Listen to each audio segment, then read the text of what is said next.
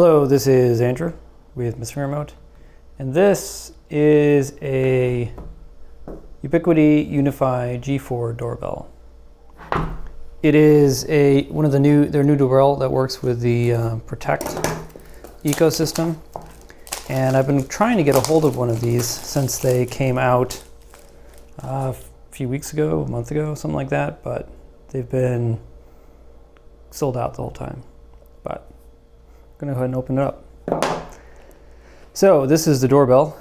It is actually kind of large. So we have our doorbell, we have what looks to be a quick start guide, we have doorbell mount with, of course, the little level on the top or in the middle that you need to help you level the, oh, here we go, remove after level and secure. That's kind of strange grammar. Ooh, it's metal. Let's pop this guy out. We have one of those side mounting or the angle mounting bracket, which is nice. And then this must be the power kit. Most likely you just kind of put this inside your doorbell like you would with a Ring. I keep saying it like a Ring, but I have a Ring Pro, and this thing is going to replace the Ring Pro. Hopefully you've seen the review that we did of the Ring Pro. It's up on the mrremote.com. More wires. Don't know what those are for. Is there anything else in here worth anything? Oh, look at that. Bunch of silica. Awesome. Yeah, it doesn't look like there's anything else. And I guess that makes sense, because all you really need is the doorbell, the mount, and the thing that makes the power work. So this is wireless, uses Wi-Fi. I would have liked it better if this was a PoE doorbell, but of course then I'd have to run Cat 6 to the doorbell. Not that that's an insurmountable problem, but it is a more reliable transport. Wires are better than wireless, but it is what it is. Just kind of a strange thing that Ubiquiti went with wireless instead of at least having a PoE version of the G4. Before you throw it on the house, let's measure it. So lengthways, we have a hefty 117.9 millimeters. Width, we have 46.5, and depth, and of course this doesn't include the mount, is 22.4. All right, sorry about the noise, but every time I start recording, the city starts grinding trees. So we're just gonna roll with this, and hopefully the background noise isn't too bad. So as I mentioned in the unboxing, I have a Ring Pro, and I actually must have totally misremembered how big it is, because the G4 is actually a little bit smaller than the Ring. Unfortunately though, part of the reason why the Ring is big is because it comes with these optional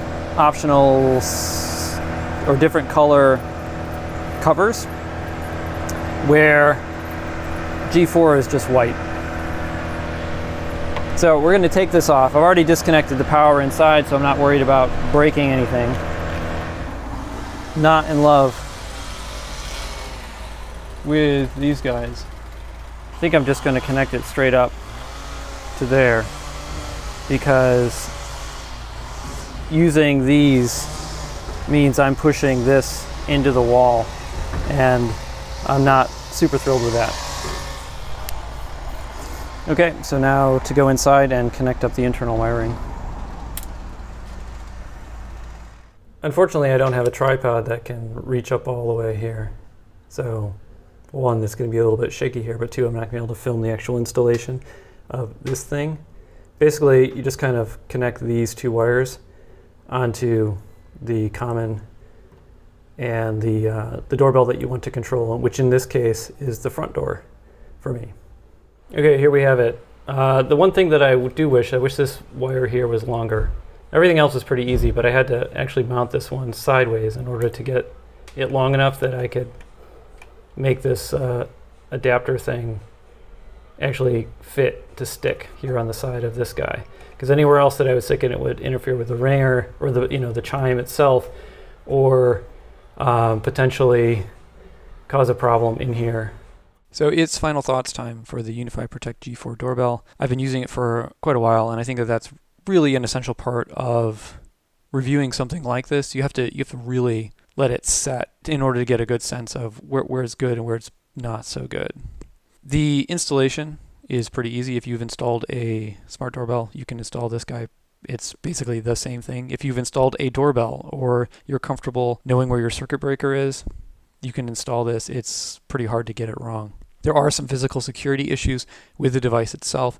You don't need a special key or really anything to take it off. A screwdriver, a nail file, even your finger, if you have tiny fingers, you can pop the thing right off. Some people would get really concerned about this. Personally, I think it's more of a niggle because there's really nothing that stops somebody from just walking up to your doorbell and tearing it off the wall in the first place. So that little bit of key, hex key, Allen key, whatever, it does add inconvenience. And so it would be nice if it was there, but I wouldn't say that it not being there is a showstopper. There are a lot of really neat features with the device. The welcome text, the way that it lights up at night, when you walk up to it, it senses the motion and turns on a nice little greeting light, which is great. The app is pretty cool, especially the way that you can kind of time lapse through the events. That's brilliant. The picture quality is great. It's much better than the Ring Pro, but that's kind of to be expected because it's a 2 megapixel sensor or 1600 by 1200 versus a 1080p sensor. And that's true whether it's day or night, and we've got some examples going on here of the differences. There are some issues though. One of those is that the conversation lag when using it as a smart doorbell device isn't awesome. I'm going to pause a second. I'm just going to throw up a little video I made with a pretend conversation I had with my son. Hello, we're going to try to have a conversation here, so I need you to respond to me. So I'm here to read the water meter. Where is it in the house? It is in the basement. Oh, okay. Can you come to the door then, please? In the corner.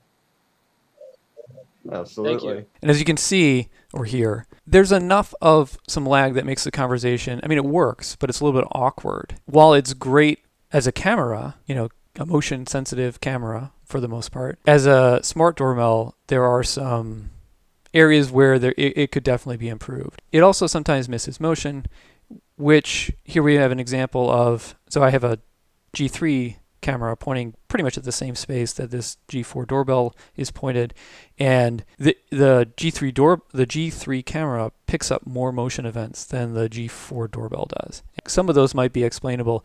It's not really explainable when somebody's walking out the door. It should catch that. I think the biggest problem though with the events is that there's only one event type, which is like motion. There's no like ring event.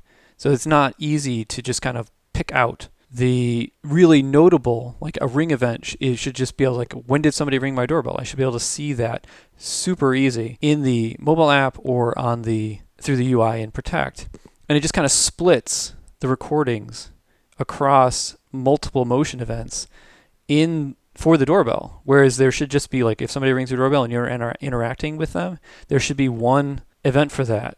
And it should be labeled as a ring event so that you can go back and find that really easily. And if you want to, pull out the whole thing and send it to somebody or share it with somebody or, whatever, you should be able to do that without, downloading 4 different files and then kind of splicing them together in FFmpeg or, something like that. Given all of that, there are definitely areas where the doorbell is really neat and it does work well, and it does, integrates well enough into the Protect environment, assuming you can live with the shortcomings in the Protect environment. But as a smart doorbell, it kind of misses some things, and I think that that's hopefully an area where Ubiquiti will improve the device. But for right now, unless you are 100% into the Protect environment and you don't want anything else, I think there are probably better options for a smart doorbell because the G4 doorbell kind of it's not at the same level as some of these other doorbells that are on the market today. I hope you find that useful. If you did, go ahead and like the video, subscribe to the channel. If you have any questions or comments, drop them below and I will get to them as soon as I can. Thank you.